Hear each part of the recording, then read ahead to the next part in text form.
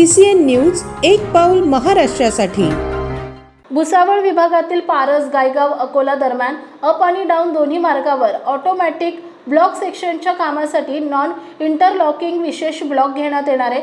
या कामामुळे गुरुवार दिनांक 23 एप्रिल 2026 रोजी काही प्रवासी गाड्या रद्द करण्यात येणार असून काही गाड्यांचे नियमन करण्यात येणार आहे।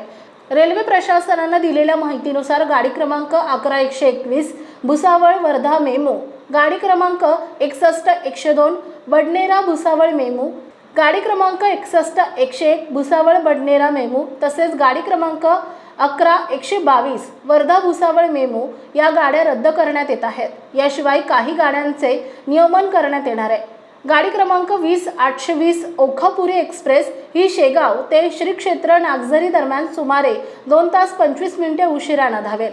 गाडी क्रमांक 11040 गोंदिया कोल्हापूर एक्सप्रेस काटेपूर्णा ते शेगाव दरम्यान सुमारे 2 तास 20 मिनिटे विलंबित राहील।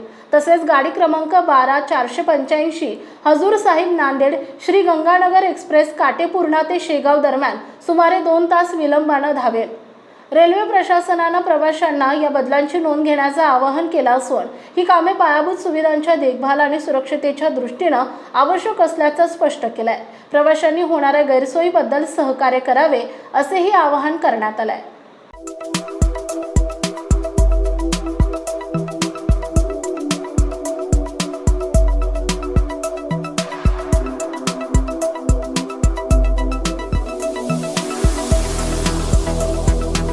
तसेच आपल्या भागातील महत्त्वाच्या बातम्या पाहण्यासाठी CCN न्यूज डेस्क चॅनलला सबस्क्राइब करा आणि बेल आयकॉन प्रेस करा।